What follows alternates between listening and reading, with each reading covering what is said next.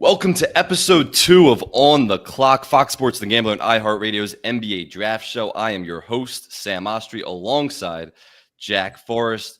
We talked about guards last time, episode 2. We're breaking down the bigs in the NBA draft. This time we're going to get to wings and forwards in later episodes. But we're 7 days away. I thought the draft was next Thursday, but Jack just informed me we're 7 days away. It's next Wednesday. The NBA draft is coming up quick while the season's not even over yet. Jack, how we doing? You excited to break down some bigs? Yeah, let's do it. Got to change of background to try to appease some of our friends and haters. That's what probably haters first, friends second, and that's what I did too, to add Kobe Bryant to the background. A steal in the draft from the Hornets to the Lakers. I have a gripe before we actually get into the actual prospects, just about the NBA draft, and it's a gripe I've had about the NBA for a while now. Is they don't sell their marquee events. And you're seeing that with the finals now, where a lot of people are complaining about the court appearance, there's no starting lineups introduced, and then the NBA got bullied into doing all that stuff. The NBA draft is 2 days after a potential Game 7 in the NBA Finals. That's not selling your event. The NBA draft should be pushed back at least a couple weeks, push back free agency too, and sell the draft into a marquee event like the NFL does. It's different with the NFL because that's months after, and they have that schedule where they can make it months after the season ends. But an NBA draft should be a marquee event. It's the new prospects, the new crop of talent coming into the NBA. And it's 2 days after the NBA Finals ends. And then you have all these KD rumors and Giannis rumors. So nobody's discussing the draft except us and a few niche spots. But there's not a lot of places you can go for draft coverage in terms of the ESPNs and Fox Sports and the marquee places. So people probably don't even realize, but the draft is 7 days away. I just had to get that off my chest. The NBA needs to do a better job of selling the NBA draft as a marquee event that they have. And the only way to do that at this point is to push it back so you can create some distance between when the season ends and when the draft actually is. Only problem with that is that you got Summer League in the middle of July. So you got to get guys on the teams, get them into the cities, do physicals, all that type of stuff. But yeah, 100%. My thing would just be pushing it all back. So you push back the draft, then you push back free agency, and then you're pushing back Summer League a little bit into like late July, early August. And you just push the calendar back a little bit. That's my thing. These worst teams want to get those guys in there as soon as possible. I understand what you're saying though, but all right, people are watching the draft either. Let's get into the prospects. All right, so we're breaking down 4 bigs today. We're going to start with Derek Queen. We're going to go into Kaman Maluach, and then we're going to go to Danny Wolf and Ryan Kalkbrenner. Kalkbrenner, then Wolf. Excuse me, Kalkbrenner, then Wolf. So those are the 4 guys we're bringing down. Obviously, Queen and Maluach are the 2 marquee prospects. Should be both top 10 picks, but both could go out of the top 10 maybe. And then Wolf and Kalkbrenner, maybe Wolf is a lottery. We'll talk about it. Kalkbrenner is going to be more late in the first round. So there's other bigs in this draft like Thomas Sorber and other guys, but these are the 4 guys we're bringing down. So, Jack, you said you wanted to introduce Derek Queen, so go ahead. Introduce Derek Queen. So I love this kid too. So Derek Queen is a 6'10 center. He averaged 16.5, 9, and 2. And he just got an incredible feel for the game. He's got great perimeter ball handling skills, especially for a big. But he kind of moves out there like a guard. He's got outstanding footwork, and he moves just really fluidly on the perimeter. Maryland loved to get him in these like face-up isolations, or they would take advantage of teams hedging and just get him in the short roll and basically have him face up from there just because it was such an efficient action for them. He only was 2 assists per game. We'll talk about this, but he did show really high-level flashes of playmaking. Another big thing is just he wants the ball in big spots. Everyone's seen the buzzer beater versus Colorado State, but that was a theme throughout the season. Let me just add 16.5 points per game, 9 rebounds, 1.9 assists. 6th freshman since 1980 to average 15 points, 8 boards, 1.9 assists while shooting 50% from the field. And we're going to talk about his three-pointer, which improved a lot as the season went on, but didn't attempt a lot. Obviously didn't make a lot if he didn't attempt a lot, but he was a 76% foul shooter. So there is some optimism for his shot moving forward. I'm obviously a Maryland guy. I am a huge Derek Queen fan. He was the best player, undisputable best player on a top 15 team in the country. You could probably even say top 10 team in the country, in my opinion. What's up? Not Cooper Flagg? I said best player on a top 15 team in the country. Was Cooper Flagg not on a top 15? No, I'm not saying Cooper Flagg was the best player on the best team in the country, debatably. I'm saying that for Derek Queen, what don't you understand about what I'm saying? I'm saying for Derek Queen, he was the best player on a top 15 team in the country. Oh, I thought you were saying he was the best in the top. No. I'm not. And we're going to talk about some comments that Kevin Willard made about his star when he was the coach at Maryland, but I'm not going to say he's better than Cooper Flagg. The point is that he was the best player on one of the best teams in the country. And I'm a Maryland guy. He is one of the best chances. He has a good chance of being maybe the best player to ever come out of Maryland in terms of his NBA profile. Gravis Vasquez is obviously up there. Steve Blake had a good NBA career. Len Bias was the guy coming out of the draft way back when, but he obviously never made it to the NBA, tragically. Derek Queen could be the best guy to come out of Maryland. So obviously College Park is ecstatic about this guy. I watched almost every single Maryland game this year, so there's no one I've watched in the country more than him. So I presented the film to you for you to find negatives, positives, whatever you want. So let's break down the film. I got a few more things. Sort of to your point, he had a super high usage, so on a really good team, but he was at 26%, which was good for 13th in the entire Big Ten, but that's also including point guards or using pick and rolls, and a lot of possessions are ending with them. Or I guess we'll talk about his weaknesses when I go into that on the film. Let's get into his strengths. You got it on there? Yeah, you're controlling it. Oh, you can see? Yeah. All right. So this is they're playing out of the short roll a ton with him. Here they don't get it because they switch the ball screen, but then you just get him into a post up. This is the theme with him. He's always reading the help. So you see they got 4 guys in the paint. So he could kick this out, but he also wants to take advantage of the switch, and he just gets this tight spin move. He goes to the spin move a ton. This tight spin move, just strong finish at the rim. Here you go. Obviously, we talked about this. Big moment. This is the shot. Everyone in the world's seen this shot. Obviously, but had to show in the film. This also shows kind of his perimeter skills. He's just able to get downhill, and he's just got this great touch around the rim, high off the glass. You're not seeing many centers being able to. And so many catches of his.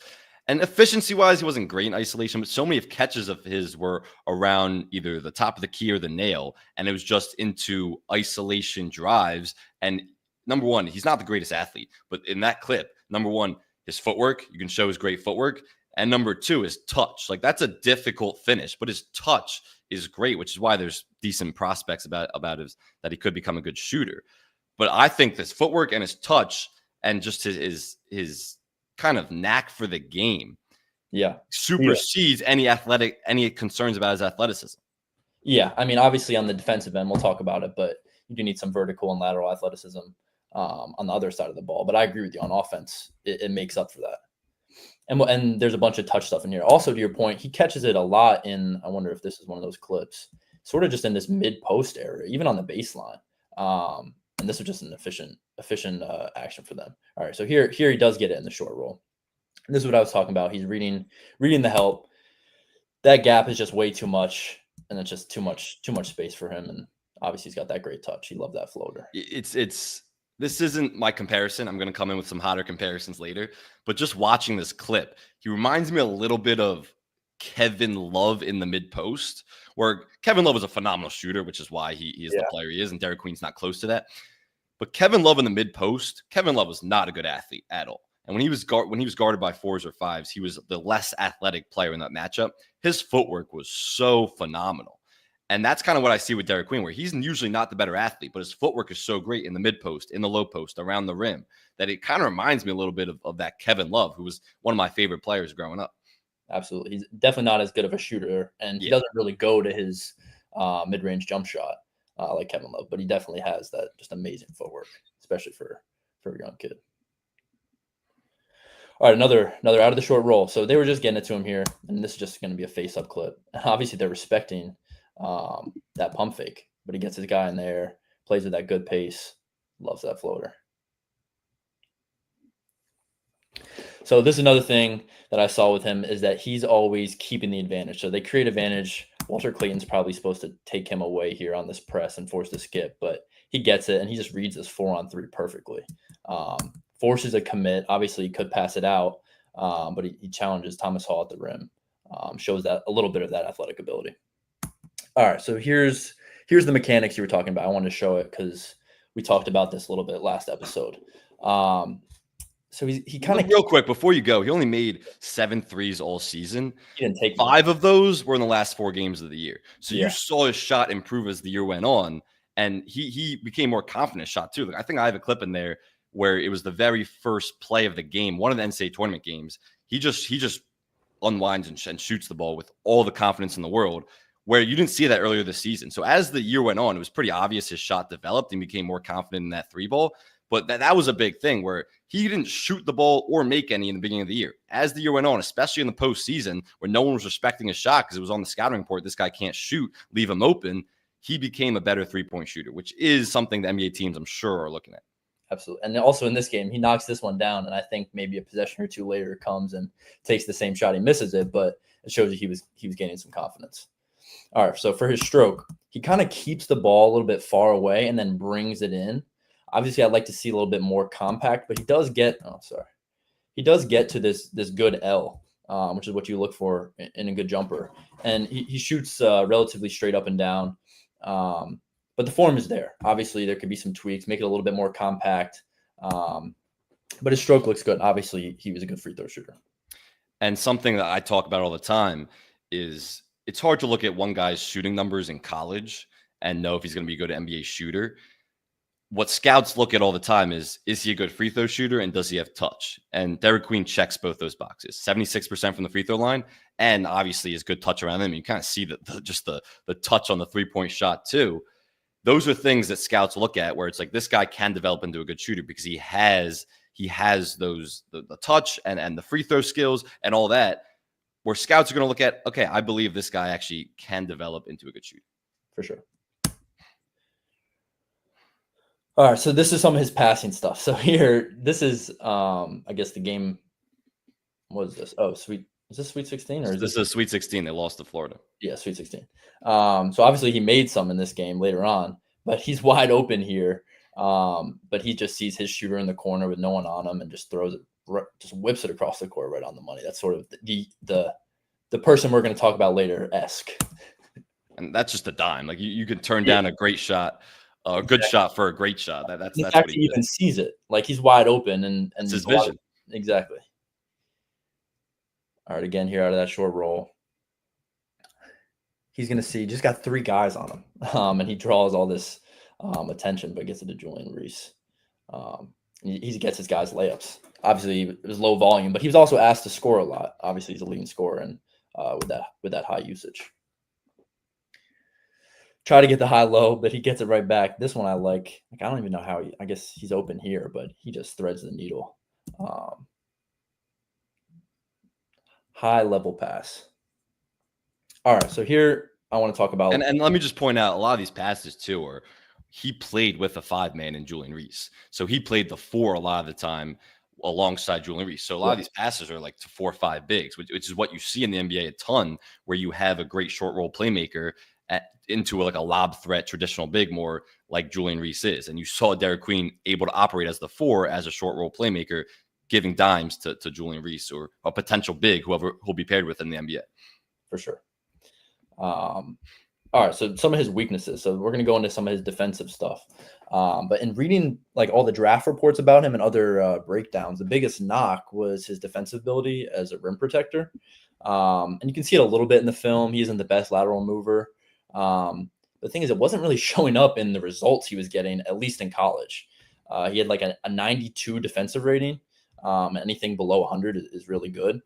And he's rated excellent on synergy. So any possession ending with him, he was getting stops. And he was also really good in isolation at 0.688 points per possession on a pretty large sample size because they were getting him in isolation and trying to attack him when he was such a high usage offensive player. Obviously, the next level with more athletic players, you sort of need that lateral quickness and vertical ability. But if he can outproduce on offense, it's not going to be as big of an issue. Also, he could play some 4 because he played some 4 in college, and I think he'd be better guarding 4s in the NBA. But here we go. We'll start with some highlights for him. He liked to leak out. You can see him getting ahead of that play, but he gets back in and saves a layup, especially with his team down 10. Here you go. Here's your guy, Jason Richardson. quick. At least you're showing him love after you didn't at all last week. Well, no, you'll see here. He misses the shot. But he gets him in an ISO. Obviously, you want Queen to stay down. He forces him into a tough shot. Like that's still not an easy shot from the free throw line. But definitely want to stay down on that.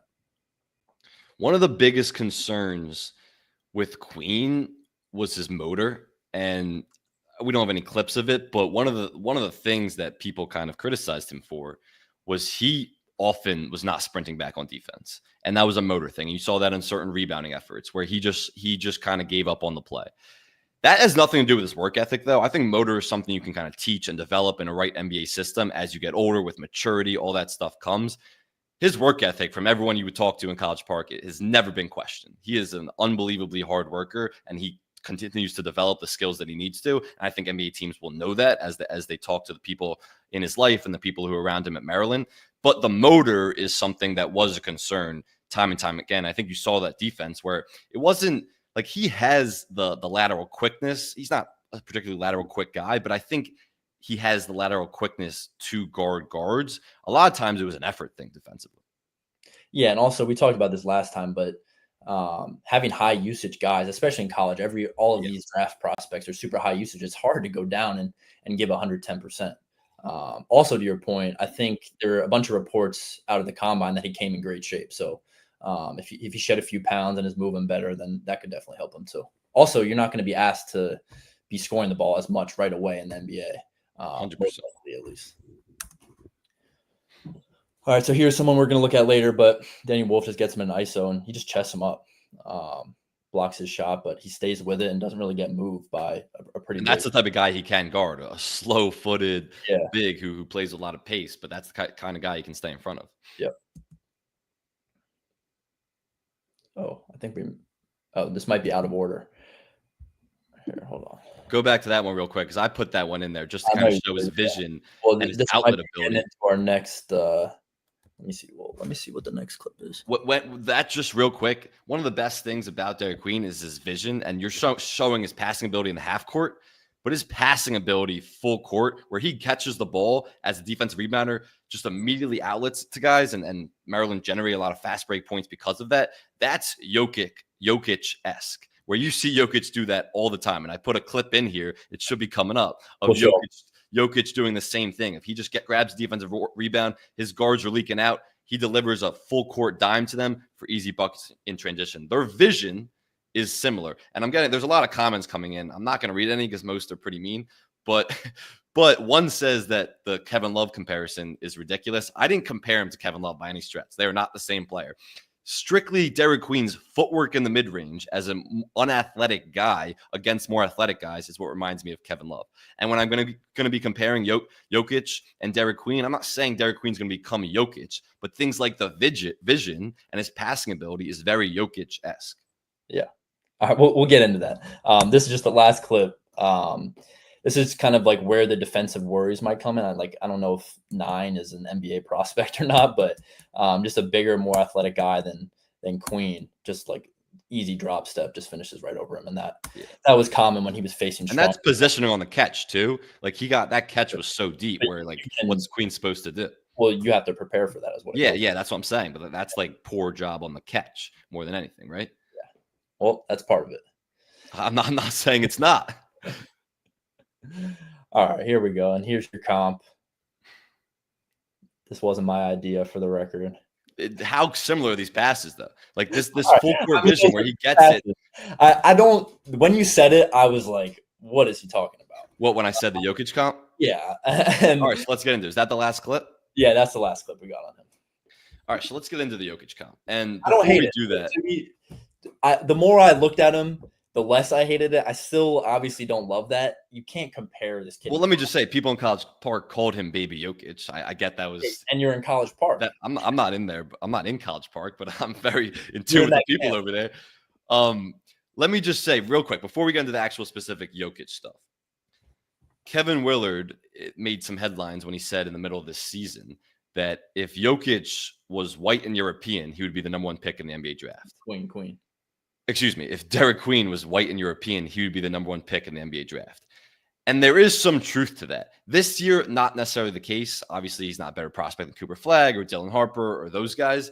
There is some truth to the fact that across the NBA, they're looking for the prototype that is a Jokic, that is a Sabonis, that is an Alperen Sengun. These really great passing bigs who can put the ball on the floor, handle the ball, have great touch around the rim, have great full court vision, are guys that just know how to play because they grew up in those European systems, and more teams are taking chances on European guys just because that they're, and we talk about this a lot off air, but these are guys who just played basketball the right way in their development. And so they think that they're going to have more of an immediate impact in the NBA.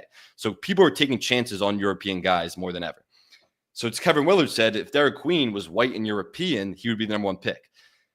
Obviously, that's a little hyperbolic, but there is truth to his point that he plays like a white European, this unathletic guy who just can put the ball on the floor, has great touch around the rim, great passing instincts, and just knows how to play the right way. You think that's a crazy comment by Kevin Willard? No, honestly, I agreed with it when he said it at the time. I mean, I think his hype, there'd be way more hype around him if he was white and European. Also, it's not like it's not like he can't jump at all. Like, he's got some explosiveness off the ground that Jokic doesn't have, especially. The thing is, the difference is Jokic is 7'1", 7'2". And bulkier, yeah. Yeah, and he's 6'10".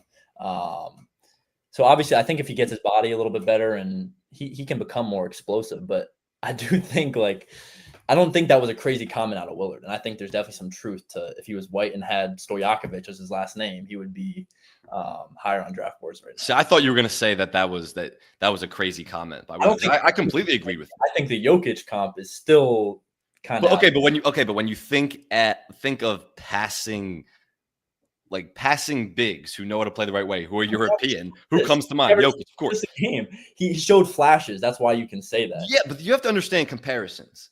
I'm not saying he's going to be even half the player Nikola Jokic is, who is one of probably the best 20 players in NBA history at this point. Maybe you should say he showed flashes of Jokic, maybe. But his game is comparable to him, and his skills, while worse than Jokic's, are very similar to Jokic. So pitch me why that's a ridiculous comparison. Well, just number one, Jokic is 3-time MVP, NBA champion. Okay, but do you understand what I'm saying? Where I'm not saying it's going to be Jokic. I'm saying the skills are similar. When you say comp, you're thinking he could have a similar career. Jokic is the best player in the NBA for a long time. The reason I don't hate it is because Jokic came in, he only averaged 2 or 3 assists his rookie year. And he wasn't averaging a ton of assists in Serbia either, in the ABA League. And we didn't do a draft breakdown of Jokic, but the thing is, Queen was such a low volume passer. I would want to see it a little bit more at the next level. Like, he showed the flashes, but you have to show me a little bit more volume before you can say you're going to be compared to one of the best passers in NBA history. But in terms of the passing, yes, it was lower volume. But a lot of what I saw is similar. You showed some clips of Derek Queen playing out of the short roll and out of a short roll playmaker, which is something NBA teams are constantly looking for. Jokic is best when Aaron Gordon is in that dunker spot, and he delivers a lot of those passes to Aaron Gordon in the dunker spot out of the short roll. That's similar to what we saw with Derek Queen, where Julian Reese was kind of the guy in the dunker spot or on the low block. And you saw a lot of those short roll passes come from Derek Queen to Julian Reese. All right. But I think him playing out of the short roll is different than comparing him to the best short roll player of all time. Like, that's where I have the trouble. You're making a big jump. I mean, there's other players in the NBA that play out of the short roll. Like Bam Adebayo is great out of the short roll, and he makes decisions out of the short roll. That might be a better comp, just a little bit. But Bam Adebayo is a great athlete. Yeah, he's a little bit less athleticism, and not as good of a defender.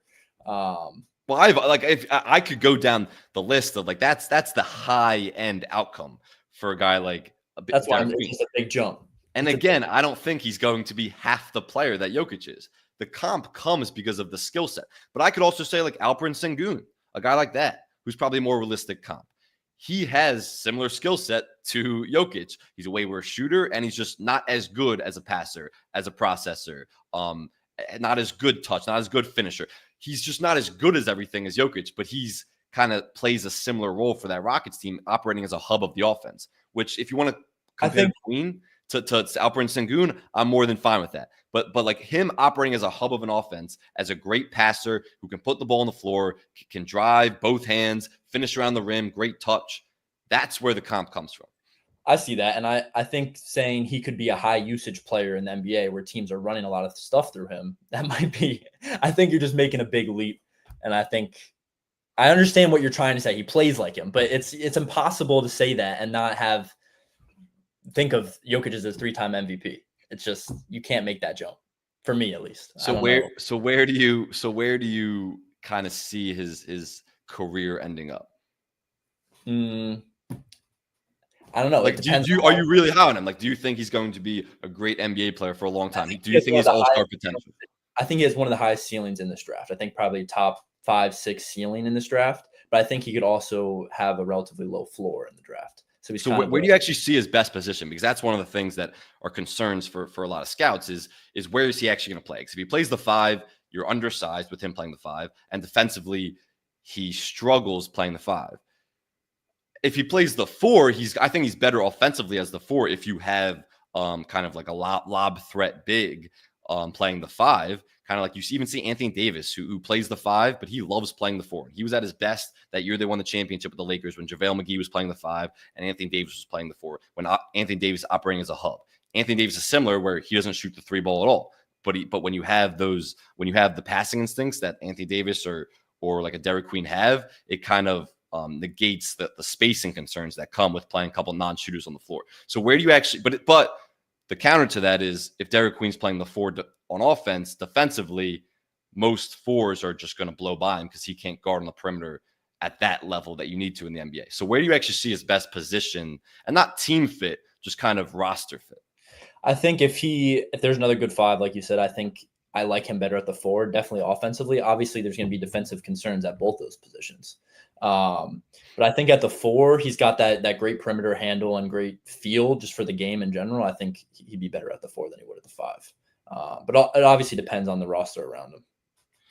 My best fit for him is honestly the Wizards at 6, and most mocks have him later than that.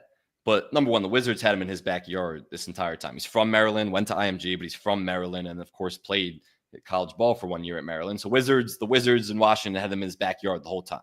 So if they slip on a prospect like that, and then the counter to that is, or excuse me, the complement to that is pairing him with what we just talked about, a great 5 in Alex Sarr, who was one of the better rim protecting rookies, probably the best rim protecting rookie we saw last year, and is going to be a defensive player of the year candidate in Alex Sarr, who the Wizards drafted last year. So pairing him with him, who has offensive concerns, but he's a guy who's just a traditional rim running, rim protecting big who can be a lob threat. So if you pair Derek Queen with him, a great rim protector like that, I think that's a great young front court that you can kind of work with.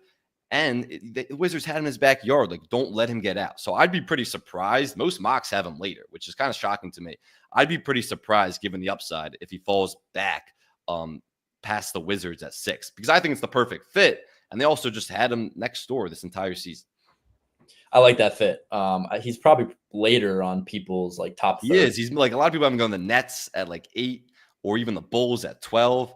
There's some other really good players in that area. But I think that would be a great fit for him if they take him that early. I wouldn't be mad about that at all. All right. Anything else on Derek Queen? I'm admittedly biased, as everyone knows, but I also I watched him play all year, and I was just so impressed with him. Like in big moments, how impressive he was. He just has the skill set that teams are looking with in their bigs these days. Like, you want to be a great passing big, a guy who can put the ball on the floor. Like, it's the most simple thing in basketball: pass, dribble, shoot.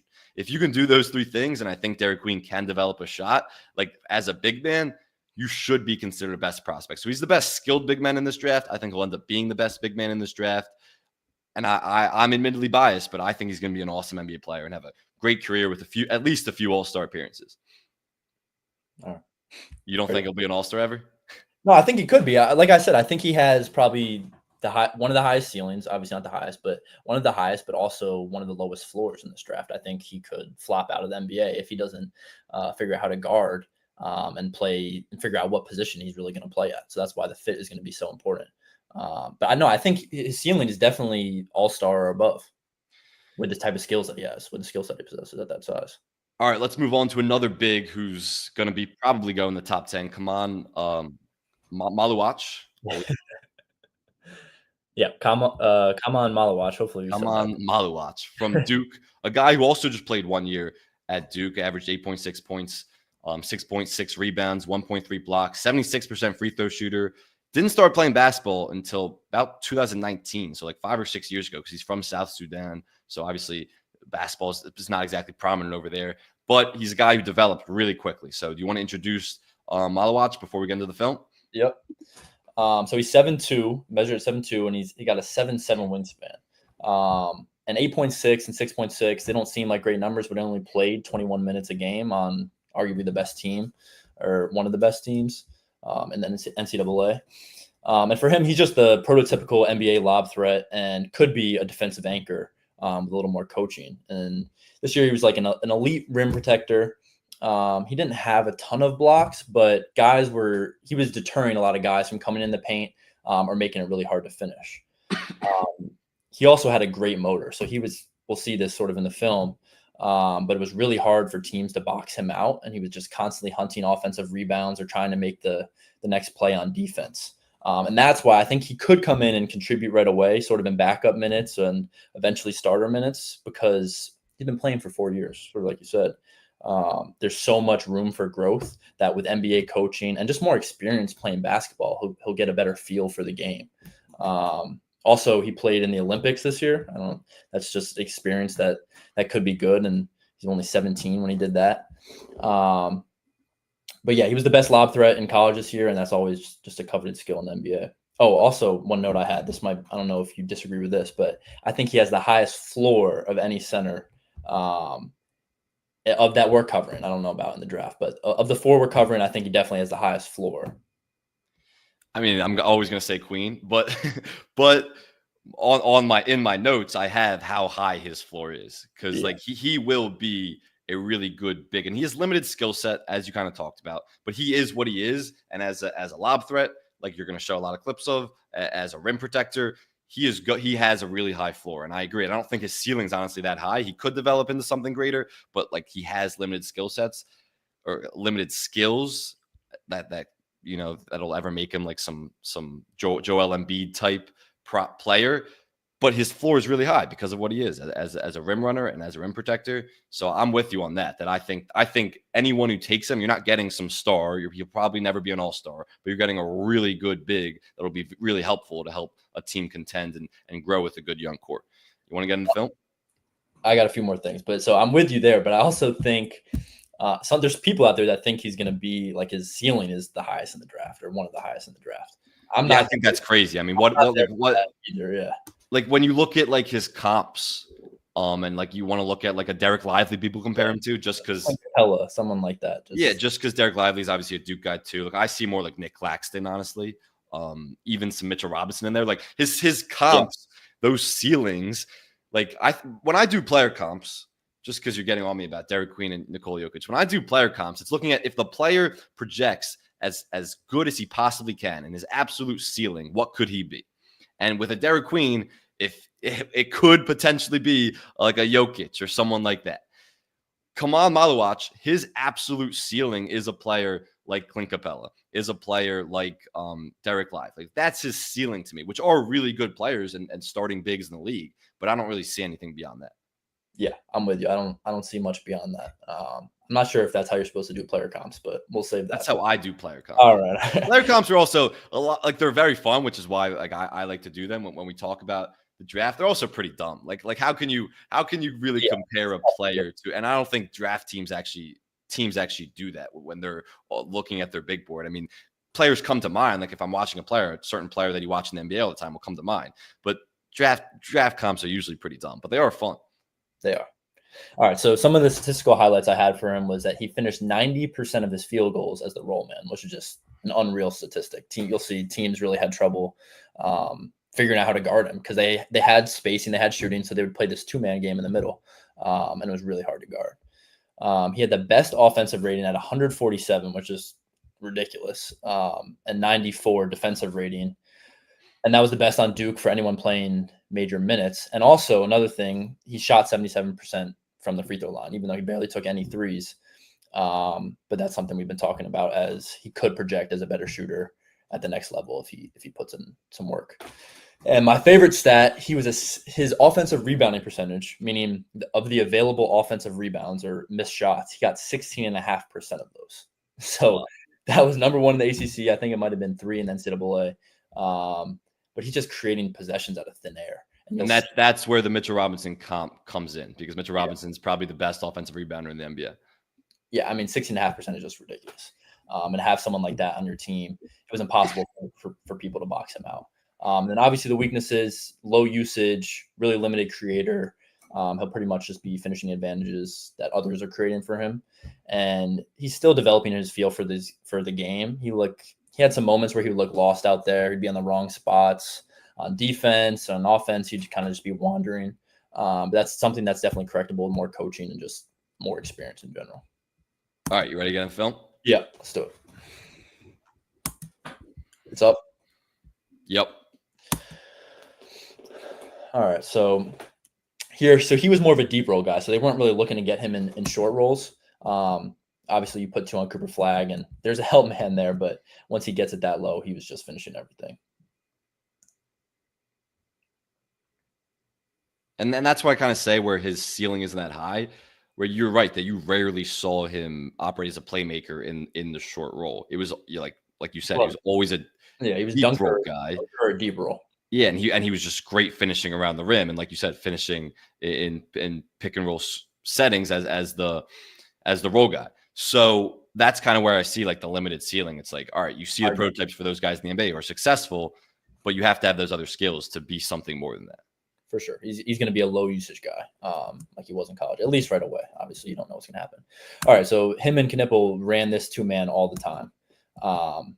Just really hard to guard. You got a shooter in the corner, and if you just throw it up anywhere near the rim, he was going to finish it. By far the best lob. That was awful backside help by the low man on the other side. That's what I'm saying. I'm saying you have a shooter space. I mean, you can come in and try to rotate out of it, but you don't know how they're game planning for that. Even if he's there, though, I think if he gets 2 feet down, he's still going to go. Yeah, I mean, part of that is probably didn't want to jump with him. Yeah. So here we go. Here's our favorite action. I think this is stack. Yeah, Spain pick and roll. Him and Knipple again. Throws it up. There's a challenge, and he's just able to finish over guys. Yeah. That's just the perfect clip of the type of lob threat he'll be. Yeah. So here's what you're going to see on his offensive rebounding. Right here. It's got to be a late switch. You're beat. This guy's got to go in and just put your butt into his knees and take out his knees. But once he gets to the rim, it's 2 points if he makes or misses because no one's getting this rebound over him. And he just did this all game, every game for these guys. Again, no one boxes him out. It's going to be easy 2 points for him. All right, so here's some of his defensive stuff, I believe. Yeah. It's Grant Nelson just hard attack at him. Even though he doesn't block it, he's altering this shot to the point where it's really hard to get it in a place off the glass where you can make the shot when you have a hand just that high, usually above the rim with him. I don't know what you saw, but he was pretty impressive to me guarding in space. Yeah. They switched a ton, Duke, all these ball screens a lot. And he was really good guarding in space, which you don't see a lot from bigs of his size. He's got so much length. He's got a little bit of happy feet, and he can move. He moves pretty well laterally. He can definitely be better, but he's got so much length that makes it impossible to really shake him. Even if you get some space, you're not getting a good shot because he's going to be able to recover with that wingspan. All right, so here's some of the stuff that I was talking about where he looks a little bit lost. Yeah, so right there, like his head is turned to the ball. He's probably trying to prevent a post-up. This is probably a post-up play they run. But his head is turned. He doesn't really recover. He's got to have a foot in the paint, see any drives. He sees this drive. He kind of gets in there late. But then he creates a closeout. This player kind of just drives right by him and gets 2 feet deep in the paint. Even though he's there, he's able to finish over him.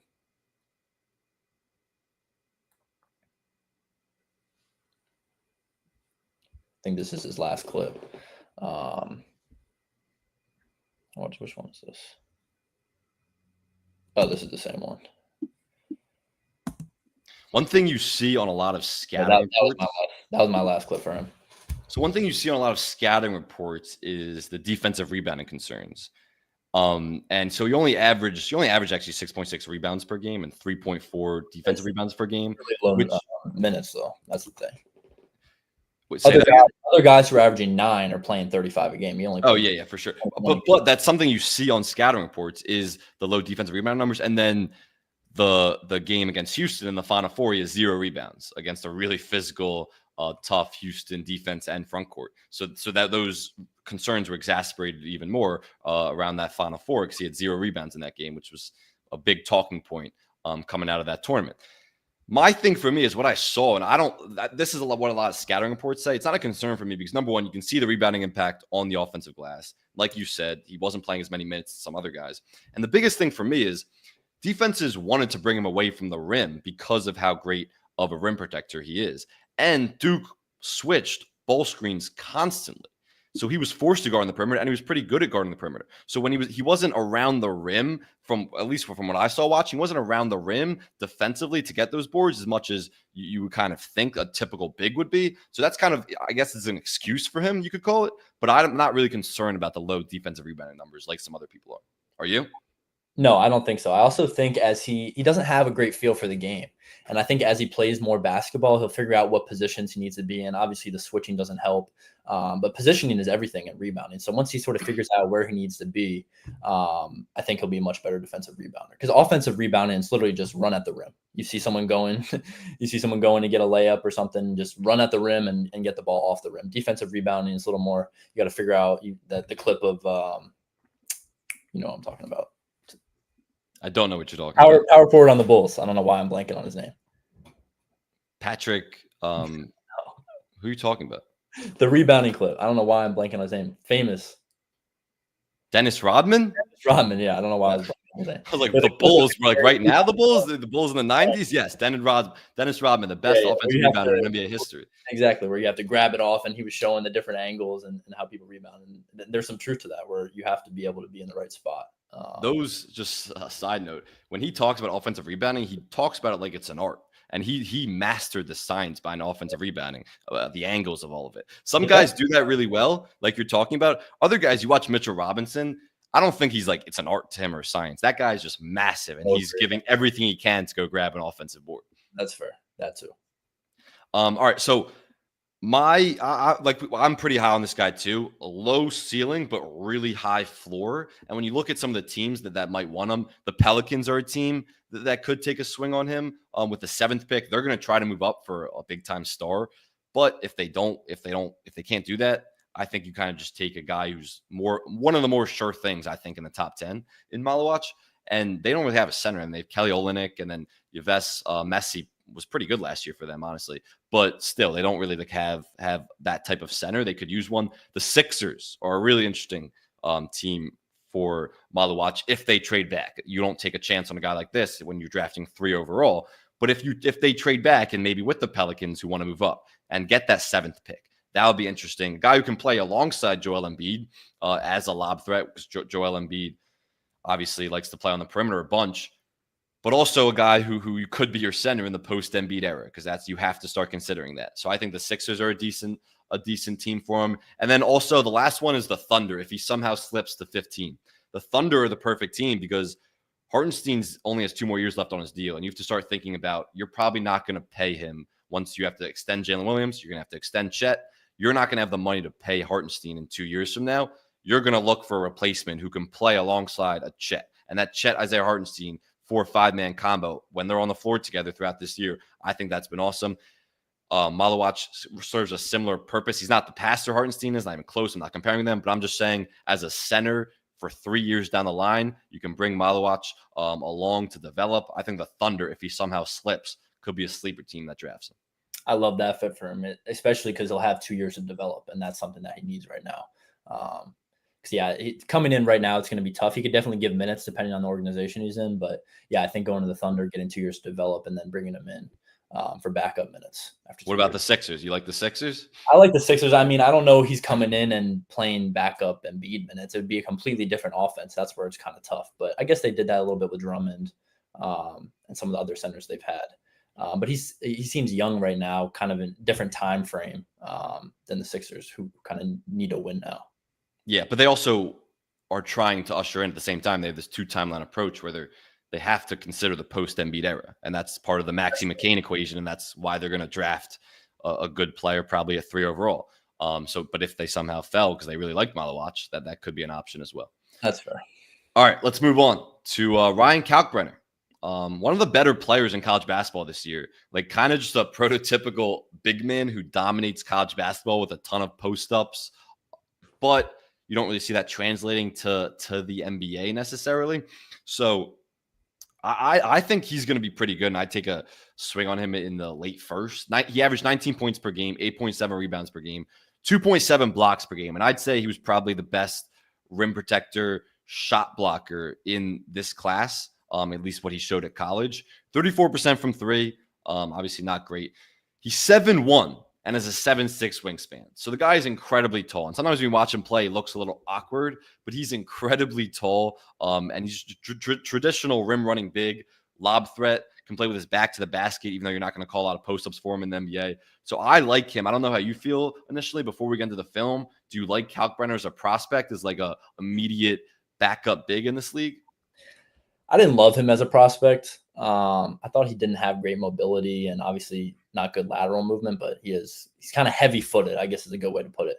I think he could come in and be a backup big. One of the questions I was thinking about is like, what percentage of Zach Edey do you think he is? Obviously, Zach Edey is an NBA starter, but he's definitely not as good as him. It's like, how much worse than Zach Edey is he? Where, I mean, Edey had a solid year as a rookie on the Grizzlies, but do you think he compares to him? And like, at what level do you think he compares to him? I think Edey's value at this point is really as a screener, and he's an excellent screener. And I don't think lobs. Yes, but I'm just saying more in the NBA because he doesn't have that vertical. More in the NBA, like he's a great screener. I'm bringing that up just to say Kalkbrenner isn't that type of screener, I don't think, because he doesn't have the same frame and he doesn't have the same bulk and strength that Edey has. So what percentage of Edey is? He's obviously very similar. Like that's watching a lot of him. That's what came to mind too, just because of his size and his post-up ability. But I think Kalkbrenner's more of a lob threat and a better rim protector, honestly. Both can't guard in space, though. I'll give them both that. I just think Edey's a much better screener. I mean, and just looking at the college game, Edey was much better than him. I mean, probably 6 points a game better than him in college, but seemed to be much more dominant. And Purdue was running everything through Edey, every single possession. Well, Edey's a better post player for sure. He's a better post player, but it's irrelevant because both don't get those looks in the NBA. Okay, that's fair. All right, let's dive in. Let's dive into some of the film. And I think I have just a lot of like lob clips. I don't even remember what I put in here. So you can run through it pretty quickly and feel free to break down whatever you want. Oh, real quick. That one was one negative against Kalkbrenner. He's not a good passer, and this is we've been talking about all the time. And we keep talking about like the short roll playmaker. It's so important for bigs to be able to do that now. If you're going to be a traditional guy like Malawach, it's different. But for non-athletic bigs who aren't that lob threat, and Kalkbrenner is, but you want to see people make plays out of the short roll. There was time and time again, he just wasn't a great processor and decision maker. And this one's probably a little harsh on him. There's 4 seconds on the shot clock, but he just takes an awful shot with 4 seconds on the clock when he could have either got downhill or you take another dribble in and you can play it. You're going to get the help defender commit and you have the easy kick in the corner. Yep. So it doesn't even see it. You take one more dribble, you have 5 or Exactly. So that was just bad processing, decision making in the short roll. That was really the only negative clip I have of him here. This is kind of what he is as a finisher around the rim, keeps the ball high and just finishes over some height. He's been coached. Pause it real quick. He's been coached really well. You can tell he's just a great fundamental big. He seals really well. He pins guys really well. Great post position that he can generate. And just like keeping his hands high, keeping the ball high. You can tell this guy has been coached extremely well for a big, where some other guys who just have the athleticism, they don't necessarily have those skills and those fundamentals. But he has all the fundamentals you would want in a big. I agree with that, but also I would say it doesn't really matter as much when you get to the NBA. I agree. I just kind of was noticing as watching. I was like, this guy's been coached really well. Catch out, keep eye. Shout out John Goldman. Who are you shouting out? John Goldman. Oh, yeah. All right, play this one. Oh yeah, we got our Spain pick and roll. Yeah, this was the Spain pick and roll. And Creighton ran Spain pick and roll a ton throughout the year. And Stephen Ashworth was a great lob passer. I mean, this guy delivered the perfect passes to Kalkbrenner, and that's what, when they played together a ton, like they had over the years, that's kind of the experience you develop with your point guard. But that was just a classic example, Spain pick and roll producing a dunk at the rim for the roll man. But Ashworth just delivered time and time again great passes for Kalkbrenner. This, I believe, oh yeah, a good steal by Kalkbrenner, give Ashworth some space. Ashworth misses it, but Kalkbrenner just keeps the ball high, and that kind of shows there's some physicality concerns. If go back to that clip real quick, there's some like physicality concerns where he can be pushed off his spot, doesn't have a great frame necessarily. This was just impressive on offensive rebound, keeping the ball high against the most physical defense in the entire college basketball this season in St. John's, and a really physical front court. Keep the ball high, offensive rebound, and one going to the free throw line. Oh, yeah, just a great attacking closeout, attacking the top foot. He doesn't do this often, but kind of shows some of his ball skills where he's just the same clip here. He's just oh, no, I guess it's a different clip. They're running a post up. But that was just, he doesn't do that often, but I just noticed it. He just did a good job of attacking closeout, and he's capable of doing that against slow-footed bigs, even though that's not really his game. Yep. So this is a play they ran from a bunch with kind of this Ashworth-Kalkbrenner combo where you can't really, I mean, they help here. You're supposed to bump and try to not let him catch the ball, but you can't really help off Ashworth. And then he gets two guys on him. And again, great finish. I think this is the same play or some type of variation of it. Yep. Get a back screen. Can't really switch it. And that's just a great pass.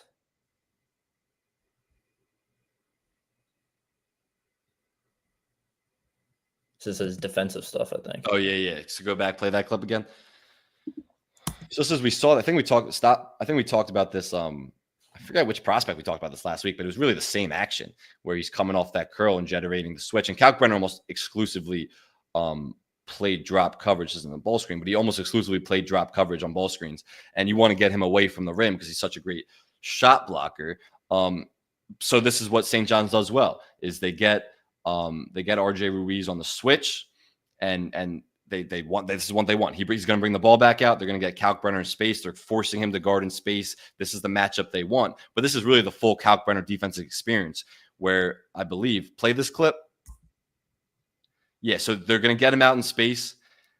This is the matchup they want. Drives baseline, uses some good physicality, gets the shot he wants at the rim, misses it.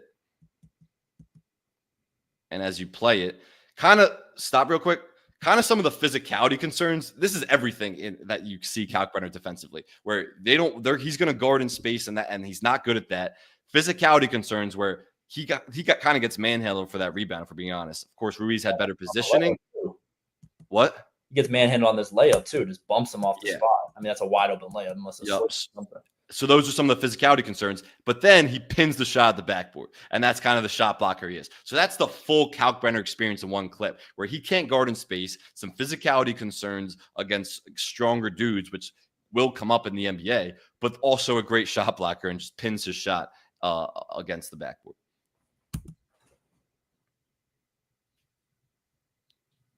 What do we got here? It was another block. Same thing. Just, again, I believe he was playing drop coverage here like he always does. Yeah, he's in drop. Can't dribble into him, yeah. And boom, just that's kind of the shot blocker that he is. And let me just real quick to point out a stat. Team shot 44% at the rim against him. So he wasn't just like he blocked a lot of shots, sure. He also deterred opponents, and that's so key when you're talking about a rim protector. If you were to turn it deterring drives, and guys are coming into the lane and start questioning themselves because they see a great shot blocker in there, that's what's so impressive, what you see in a rim protector, and that's what you saw time and time again from Kalkbrenner. I think those are the same numbers as Malawach, so it's interesting to have comparable numbers at the rim. One last thing in my note was offensively. I don't know what we're going to show here, but offensively, he also ran a ton of DHOs and some zoom actions that Creighton would constantly run. That's kind of the prototype that you see with like a Domantas Sabonis. Not comparing them to. That's a guy that comes to mind because he runs a ton of DHOs and Kings run a ton of zoom actions. He can run those DHOs. And I think that's something the NBA teams would look at. We're like, all right, we can envision him in these actions. I believe this is him getting exposed defensively of kind of some of the downsides when you actually get that switch and he has to guard in space. Yeah, this is it. Yeah, he has to guard in space, I think. This is the exact matchup you want. Explodes right by him. He's just not even close to quick enough to keep up with a guard like that. That's it for him. All right, so a comp that came to mind for me a little bit, I saw some Walker Kessler out there. I don't necessarily love that. I think Walker Kessler is way more skilled than Kalkbrenner. Kind of saw some like Daniel Gafford in him as just a rim protector and as a lob threat. He's not the athlete that Daniel Gafford is, but strictly like Daniel Gafford served a great purpose alongside Luka because he was strictly because of the lob threat that he was, and he was a great rim protector. And then I saw a lot of Luke Cornett, and maybe that's like a white guy comparison, but when you look at a backup big in this league, and Luke Cornett is one of the best, maybe the best backup big in the entire NBA right now, serves a similar purpose where Luke Cornett runs a ton of DHOs, is a decent passer, which Kalkbrenner isn't, but similar in terms of his rim protection and a lob threat. So I can see a Luke Cornett there, where I think Kalkbrenner is going to be a really good backup in the league for a long time. I don't think his ceiling's much higher than that. Maybe a low-end starting center, but not much above that. How do you see kind of his ceiling and his makeup in terms of an NBA fit? I definitely don't see him as a starting center. I think his ceiling is probably a backup center in the NBA. I guess to give him the benefit of the doubt, the thing that I least like about him is the way that he moves, and also he screens. Like if you watch a lot of those off-ball actions, like he really didn't even try to screen. But he was also playing 36, 37 minutes a game, and at that size, that's really hard to do. So I guess you could say he's a little tired, and he's asked to do a lot offensively. So if that was my point earlier too. Like the difference between him and Edey is a great screener, and Kalkbrenner's not great, and he's not really a willing screener, like you just said. Yeah, his motor wasn't nearly as high as Edey's, or as Edey's was in the NBA. It's hard to project a fit when you're looking at a guy who's going to be in the late first round, maybe could slip even to the early second. There's two teams that don't even have first round draft picks that I actually kind of like, and one of them is the Lakers, who don't have a center. And you're going to want a more starting caliber center than Kalkbrenner. But in terms of a backup, if they want to sneak into the late trade up into the late first round, or somehow he falls into the second, he's a guy who could play with Luka, who's just a lob threat, rim running big, good fundamentals, can protect the rim defensively. You're going to need that when you got Austin Reeves, LeBron, and Luka on the perimeter, leaky perimeter defense. You're going to need a great rim protector back there. Kalkbrenner can serve that purpose. So I saw the Lakers as a decent fit for a team that doesn't even have a first-round draft pick. Another one was the Knicks, because Mitchell Robinson's going to be a free agent after next year. He's on an expiring deal, and he's not Mitchell Robinson at all, certainly not as an offensive rebounder, but you're going to want a backup center for cheap. And you might even want a starting center this year to pair with Karl-Anthony Towns. So I could see the Knicks somehow moving into and potentially making a move on Kalkbrenner. All right. Should we move on? Let's do it. All right, last guy, Danny Wolf, a guy I'm not too high on. Did 2 years at Yale, then one at Michigan. Last year averaged 13.2 points, 9.7 rebounds, 3.6 assists, 33% from three. And the most concerning number is 59% from the free throw line. Just an awful free throw shooter for whatever reason. He's a big, and we're classifying him as a big, but he really played more guard this year than anything. Like, we're talking about a big who has guard skills as a ball handler, playmaking ability, especially out of the pick and roll. Of course, the Michigan ran a ton of 4-5 pick and roll, which is a really successful play with Danny Wolf and their big man Vlad. So I don't love him just in terms of he's not that athletic. And I think there's serious concerns on both ends because of how unathletic he is and positionally where he might line up for an NBA team. But what are your initial impressions of Danny Wolf? Yeah, my notes I have, why is Danny Wolf listed as a center?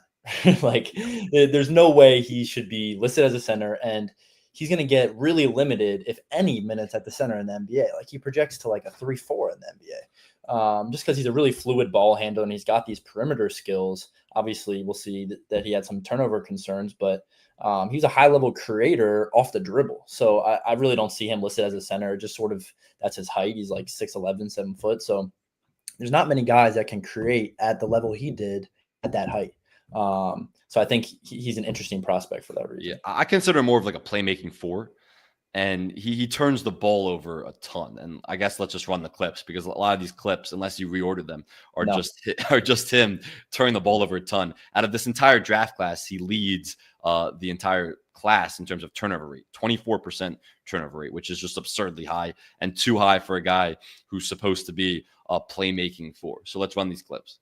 Well, before we run them, Sam put in about 6 clips. I had to add some playmaking clips to kind of highlight how good this guy was as a playmaker. And also, I think he averaged 4 or 5 assists. He did. I mentioned that. Yeah, and he's 7 foot. So that's why. 3.6. He averaged 3.6 assists. Okay, round up. But he's a super high level playmaker. We'll see sort of the picture Sam wanted to paint, and then I'll show you some of the. I mean, when you have the highest turnover rate, it's like there's something there. And look, he's a really ambitious passer, as you'll see here. Sure. He's a really ambitious types of playmaking, and when it got through, it looked great. But there's a line between like ambition and just recklessness, and he often crossed over into recklessness, and a lot of these are just careless turnovers. So just play it. So I believe this is, pause it right here. So this is, he gets a ball screen, and it's really poor spacing by Michigan here. But I showed this clip because this is some of the flaws when you have a 7-footer who's this tall as a playmaker. What you see here is this, it's kind of a struggle. He's a lower center of gravity, but it's kind of a struggle for him to get low on these drives. So what you saw a lot with a lot of his turnovers, he was just pit pocketed when a defender would come over who was just lower than him, and he stood so tall, and they would just take it. So I thought that was just interesting. A lot of his turnovers were like that. So play this clip, and that's kind of just what happens here. I think he must have lost this. He lost it, but it was also because the defender comes over, trying to go through his legs. But that's just like when you play with such a low center of gravity, or excuse me, when you don't have that low center of gravity and you dribble the ball so high, you're going to have smaller guys, and he's going to be guarded by guards if he's playing on the perimeter. You're going to have smaller guys come in and just swipe the ball from him. What is this here? This, I believe, just a bad pass. 3 turnovers, yeah. Yeah. They're running this 4-5 screen, rescreen. Then they've been pretty effective with this 4-5 screen and roll, but that's just a bad, careless pass. I believe this is another one. Yeah, this is so. Right. I wouldn't normally show this. This is just he just loses his dribble. You can watch it. He just loses his dribble. I wouldn't normally show this because like it's excusable for guys to do this. But I was watching his clips and his film. He did this all the time. Like where he just lost his dribble, like there, or he would just dribble the ball off his foot, and it was just like his handle isn't that good. And he's a good playmaker and has good ball skills, plays with good pace, but his handle isn't that good for a guy who's operating that much as a pick and roll ball handler. So I wouldn't typically show a guy who just lost the ball. He lost the ball all the time in just weird situations like that where it's just inexcusable turnovers. Yeah, I mean, maybe not consistent or like loose, you could say, but we'll see some of the other stuff. I mean, he has a pretty good handle. Especially for someone that size. And he moves really fluidly. I mean, you're not showing any of this. He does. He moves with good pace. I'll give you that. But all right, what's this? Is this a positive clip? Yeah, this is a layup. Oh, yeah. 4-5 ball screen you're talking about. I knew you'd get upset if I didn't put in a positive clip. So, yeah, this is the 4-5 ball screen. One. and it's a tough finish. But, like, that's what he's capable of. He's a pretty good finisher around the rim. All right. So that was all the clips Sam put. That was positive. Yeah. So here's some of the stuff where you can see kind of his higher level creation. Just off the dribble, it's like early in the possession, just has the confidence to come down and take a transition 3. You're probably shocked that I'm actually kind of not supporting him, but that's another point. But continue. Here he's pushing in transition. Here's like the great passing out of him. He's right next to the rim. Look at where he's looking right now. And he just knew that was there. And then just great touch pass. He's a pretty good floor mapper, court mapper. I'll give him that. He's good at that. Here's just a high level shot, just a shot maker. I mean, is he a shot maker who's 33% from 3 this year? Let me read some of his shooting numbers. 33% on pull-up threes, which isn't awful. He's taking tough ones. But 34% on catch and shoot threes. So like, what's his role really? If he's not a guy who's gonna get a bunch of ball screens a game, he can't guard. We're going to show some. I think I showed some of that, but he can't guard, and he's not some great catch and shoot shooter. I mean, we're talking about the catch and shoot numbers in college. I mean, you have to look at what he does in combines and workouts and all this stuff. Like, we're talking about guys that are shooting 20% going to be able to become good shooters in the NBA. Like, he's a 7-footer. You're acting like he's a guard shooting 34%. He's a 7-footer taking tough ones. Like this next clip, he's taking them off the dribble. Like, your percentage is obviously going to be lower when you're taking ones. I mean, he makes this one. Catch and shoot isn't off the dribble. It's catch and shoot. Okay, that's a fair argument. But we're talking about he has the stroke to be able to become. Yeah, I'm with you on that. But when we talk about some of the other poor shooters, there's two things to it. First is they have a lot of other skills that I think will translate more than Danny Wolf's will. Two, what do I always talk about? Free throw percentage. It's a good indicator. He shot 59% from the free throw line. How do you justify that? I mean, I think it is a good indicator, but I think there's exceptions to the rule. I mean, some guys aren't good. That's what doesn't support your argument. That's the exception. Yeah, exactly. Well, you can see he made threes. He made tough ones too. And he's got the stroke. Which is I mean, look, 33% is not awful. Like, I'm just saying, like, he's 7 foot. It's not like okay, but he's going to, like you just said, he shouldn't be listed as a big. He's going to be playing on the perimeter a lot. Absolutely. He has to be able to knock down threes if he's in the NBA. But I don't think that's so far-fetched to say that he can become a good three-point shooter. Yeah, I don't completely disagree with that. Any more clips, or is that it? I think that might be the last one. Yeah, that's it. So you're way higher on Danny Wolf than me, obviously. Yeah. Where do you kind of see his – because there's no consensus on where this guy's going to end up. You see some late lottery as early as 11, 12, and you see some late 20s, like late first round type stuff. So where are you on where this guy's going to end up? I also think he has a high ceiling, low floor. So I think he could end up being a great player, especially really low floor, but yes, he could be a bust too. I think Queen could be a bust too, though, and we're different on that. But I think if he develops some of those skills, obviously he has to be a good catch and shoot player. But not many guys are at that size or creating at that high of a level with that type of handle, with that type of court mapping, like you talked about. So I think he has a really high ceiling, but a really low floor. Just to point out, in terms of there's no consensus on this guy, two places I really trust for draft stuff, and especially mock drafts, is the Ringer. The Ringer has him at 11, going to Portland Trailblazers at 11.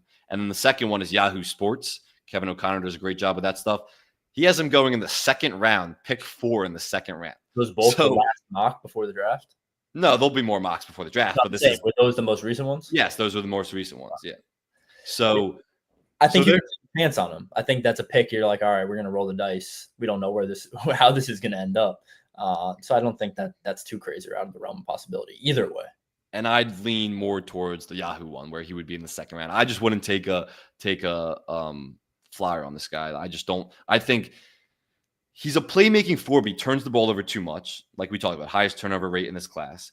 He can't play the 5 on defense. We acknowledge that. Like, he'll never be as a 5 guy on defense, and he'll never operate as a 5. But if he's playing the 4, we didn't show any defensive clips. He can't guard. Like, he really struggles to guard in space. And I think I actually did have a defensive clip in there. I don't know how. You probably just erased it. But I'm pretty sure I showed a clip against UC San Diego in the tournament where they were constantly targeting him time and time again. You saw this high-level teams would just bring him up into the action. Whoever his man was guarding would go set the screen, bring Danny Wolf into the action, try to generate a switch, and just go at him. Because he can't guard in the pick and roll, and he's too slow. He doesn't move his feet well enough to guard as a 4. So I don't really understand how defensively he's going to line up in the league.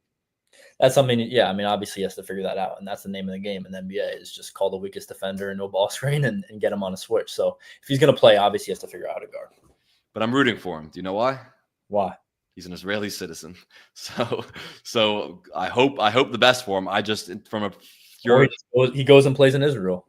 If he doesn't make it, he could easily help like a Haipoel Tel Aviv or he'd be the best player in that league. You think? Yeah. One of them for sure. Top 5 for sure. Better than Jared Harper, who just won MVP? I don't know. We're not talking Israeli basketball now. I didn't call it Israeli basketball. Listeners care. Regardless, I don't think he's going to have a great NBA career, but I am rooting for him. All right, so I think this is a pretty easy ranking. Let's rank on ceiling, because we've kind of talked about like some guys we project a high floor, low ceiling. Some other guys are the inverse. Let's just project on ceiling. Rank these 4 guys that we talked about today. So I like Queen, then Wolf, then Malawach. Really? Yeah. I think Wolf's ceiling is higher than Malawach. Okay, so but if you're I acknowledge that Wolf has a really high ceiling. But if you're a team drafting, let me present a scenario for you. If you're a team drafting late lottery, and Malawach falls a little bit. He's still available. Danny Wolf is also on the board. Obviously, depends on your timeline. It depends on your timeline. It depends on your roster makeup, if you need a traditional center or not.